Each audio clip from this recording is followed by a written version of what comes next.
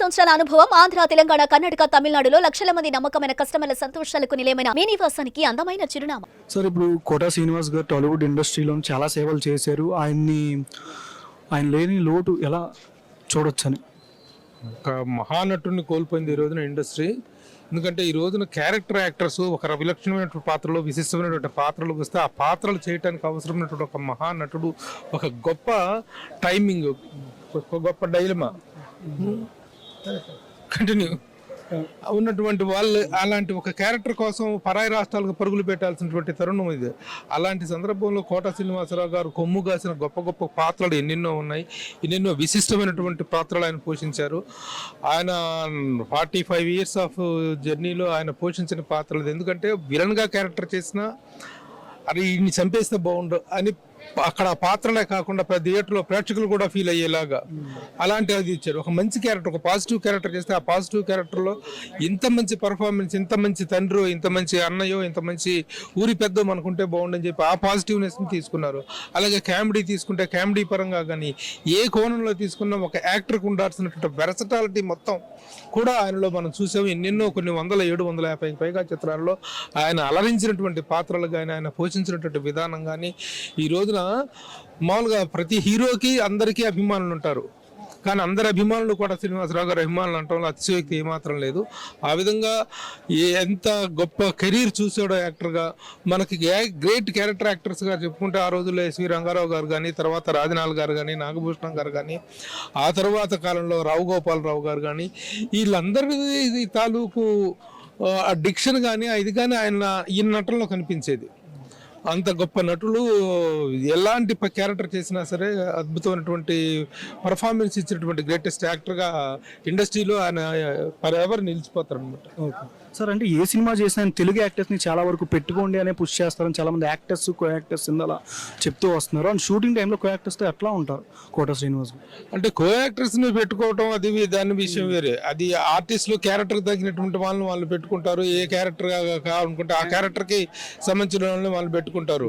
కానీ కోటా శ్రీనివాసరావు గారు ఫైట్ చేసింది ఎందుకంటే ఎక్కువగా పరభాషా నటులను తీసుకొచ్చేసి ఇక్కడ మన మీద రుద్దుతున్నారు. మన తెలుగులో ఇంత మంచి యాక్టర్స్ ఉన్నారు, ఇంత మంచి ఇది ఉన్నారు, కానీ ఎక్కువగా అదర్ లాంగ్వేజ్ యాక్టర్స్ని ఇచ్చేస్తున్నటువంటి దాని మీద మొదటి నుంచి తను ఫైట్ చేస్తున్నారు, తన నిరసన వ్యక్తం చేస్తున్నారు, దాని మీద తన గలం వినిపించారు. కొన్ని సందర్భాల్లో మూవీ ఆర్టిస్ట్ అసోసియేషన్ మీద ఆయన గొడవపడ్డ సందర్భాలు కూడా ఉన్నాయి. ముందు మన వాళ్ళకి అదే మనకి ఉన్నట్టు మొదటి నుంచి ఉన్నటువంటి జబ్బు అదే. ఎందుకంటే తనకు మిగిలిన ధర్మం అన్నట్టుగా తనకు మిగిలిన ధర్మానికి పోయి పరాయి రాష్ట్రాల నుంచి ఆర్టిస్టులు తెచ్చుకోవటం, పరాయి రాష్ట్రాల నుంచి ఆర్టిస్టులు, టెక్నీషియన్స్ని, డైరెక్టర్స్ని తెచ్చుకోవటం, నెత్తినెక్కించుకోవటం అనేది మనకు మొదటి నుంచి ఉన్న జబ్బే మన తెలుగు ఫిల్మ్ ఇండస్ట్రీలో. కానీ దాని మీద మొదటి నుంచి ఆయన నిరసన వ్యక్తం చేస్తూ వచ్చారు చాలా వరకు కూడా. అంటే వేరే క్యారెక్టర్ డిమాండ్ చేసినప్పుడు పర్వాలేదు. ఎక్కడో ఒక రామాపురం గ్రామ పంచాయతీ బోర్డు ప్రెసిడెంట్ అనేటువంటి ఒక నేటివిటీ క్యారెక్టర్ కూడా ఎక్కడో కేరళలో వెళ్ళిపోయి అక్కడి నుంచి ఒక కొట్టాయి నుంచి ఒక గొట్టాన్ని పట్టుకొచ్చేటువంటి బానిస ఇది మన వాళ్ళు చూపించారు, మన డైరెక్టర్లు, మన ప్రొడ్యూసర్లు. ఆ ఇది పట్ల మాత్రం తను పూర్తి స్థాయి నిరసన వ్యక్తం చేసేవాడు. మూవీ ఆర్టిస్ట్ అసోసియేషన్ దగ్గర కూడా తను చాలాసార్లు గొడవలు పడ్డాడు. అంటే ఇప్పుడు కోటా శ్రీనివాసరావు గారికి మనకు తెలుగులో ఎంత ఉందో తమిళంలో ఆయన అంటే విపరీతంగా ఇష్టపడేటువంటి డైరెక్టర్స్ చాలా మంది ఉన్నారు.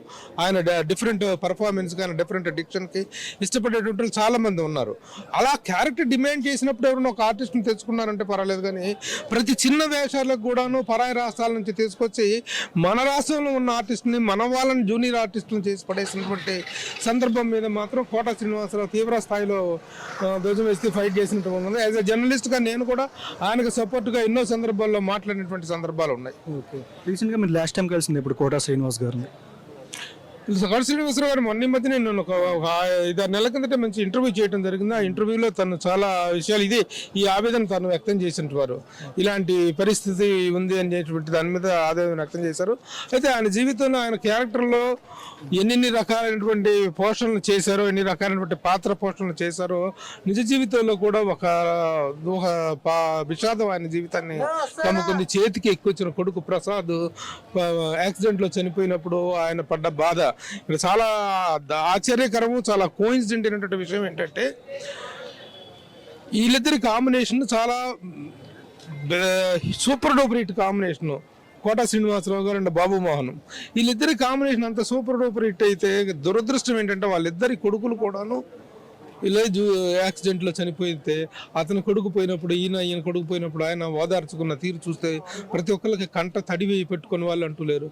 ఆ ఇద్దరు తమ అద్భుతమైనటువంటి పాత్రల ద్వారా హాస్య నటన ద్వారా ప్రేక్షకులు అలరించిన వాళ్ళిద్దరి జీవితాల్లో ఒకే రకమైనటువంటి విషాదం, చేతికి వచ్చిన కొడుకులు చనిపోవటం అనేటువంటిది చాలా బాధాకరం. ఏది ఏమైనా నేను ఒక విషయం చెప్పగలను, భారతదేశంలో ఉన్నటువంటి ఉన్నత శ్రేణి actors like take from Amrish Puri కానీ, హిందీలో సంజీవ్ కుమార్ కానీ, ఇంకా ఎంతోమంది టాప్ స్టార్ ప్రాన్ కానీ, ఇలాంటి అగ్రశ్రేణి టాప్ రేంజ్ క్యారెక్టర్ యాక్టర్స్ ఎవరైతే ఉన్నారో ఇండియాలో, ఆ స్థాయిలో ఉన్నటువంటి వన్ ఆఫ్ ద గ్రేటెస్ట్ యాక్టర్స్గా మనం కోట శ్రీనివాసరావు గారి గురించి ప్రత్యేకించి చెప్పుకోవచ్చు. ఆ స్థాయిలో ఆల్ రౌండ్ పర్ఫార్మెన్స్ ఇచ్చారు, ఆల్ టైప్ ఆఫ్ క్యారెక్టర్ చేశారు ఆయన. So great actor we have lost today. ఆయన లాస్ట్గా చేసిన సినిమా ఏదని చెప్పొచ్చు, pan India movie Harihara Veeramallu కూడా చేశారని కూడా దాంట్లో ఏదో క్యారెక్టర్ చేశారని అన్నారు, కానీ చాలా కారంగా అనారోగ్యంగా ఉన్నారు ఆయన. యాక్చువల్గా ఏంటంటే ఈ రోజున ఆయన చనిపోవడం అనేటువంటి బాధాకరమైనప్పటికీ కూడా చాలా కొంతకాలంగా ఆయన అనారోగ్యంతో బాధపడుతున్నారు. ఏదైనా సినిమా ఫంక్షన్కి రావాలన్నా ఆయన తీసుకెళ్లాలన్నా కూడా చాలా ఇబ్బంది పడుతూ వీల్ చైర్లో తీసుకొచ్చి చాలా ఇద్దరు చెరుపక్క నడిపించుకొని తీసుకురావాల్సిన పరిస్థితి ఉంది. ఇలాంటి పరిస్థితుల్లో ఆయన మంచంలో పడి తీసుకొని చనిపోవటం కంటే సునాయాస మరణము అమరలోక నివాసము అంటారు. ఆ సునాయాస మరణం అనేటువంటిది ఆయనకు ప్రాప్తించింది.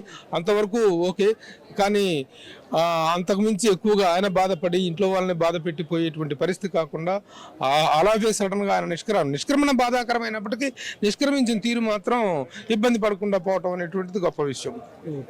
చాలా మంది యాక్టర్స్ మమ్మల్ని బాగా ఎంకరేజ్ చేసే కోట శ్రీనివాస్ గారు లేరు ఇక నుంచి, మాకు బాగా సపోర్ట్ చేస్తారు షూటింగ్లో ఎక్కడుందా అని పింగ్ పాంగ్ సూర్య కానీ చాలా మంది యాక్టర్స్ చెప్తూ వస్తున్నారు.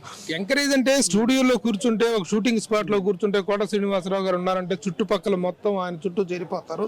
ముఖ్యంగా ఆయన ఒక యాక్టర్లనే కాదు, సహనటీనట్లనే కాదు, ముఖ్యంగా మనం మీడియా వాళ్ళం కూడాను ప్రెస్ మీట్ ఏదైనా జరిగితే ప్రెస్ మీట్ అయిపోయిన తర్వాత మొత్తం చుట్టూ చైర్లు వేసుకొని కూర్చొని కోట శ్రీనివాసరావు గారు జోకులు వినటం కోసం, కోట శ్రీనివాసరావు గారి కబుర్లు చెప్పడం ఏంటంటే ఆయన వేసే పంచులు, ముఖ్యంగా సినిమాలు రిలీజ్ అయినప్పుడు సినిమా హిట్టైనా ఒక గొప్ప పని చేస్తారు, సినిమా ఫెయిల్ అయినా ఒక పని చేస్తారు. ఫెయిల్ అయిన సినిమా మీద పని చేసినా సరే కోట గారు ఏమన్నాడు, కోట పంచి ఏంటి, వాట్ ఇస్ ద కోట పంచి అని ప్రతి ఒక్కళ్ళు కూడా ఎదురు చూసేవాళ్ళు. తమ సినిమాను విమర్శిస్తూ పనిచేసినా సరే దాన్ని స్పోర్టివ్గా తీసుకునేవాళ్ళు. అంత సెన్స్ ఆఫ్ హ్యూమర్ ఉన్నటువంటి వ్యక్తి. అంటే తెర మీద పోషించిన పాత్రలోనే కాదు, కామెడీ అనేటువంటిది ఆయన ప్రతి మాటలో, ప్రతి కథలో కూడా ఆ ఎంటర్టైన్మెంట్ అనేటువంటిది, ఆ చాతుర్యం అనేటువంటిది ఉంటుంది. Thank you so much.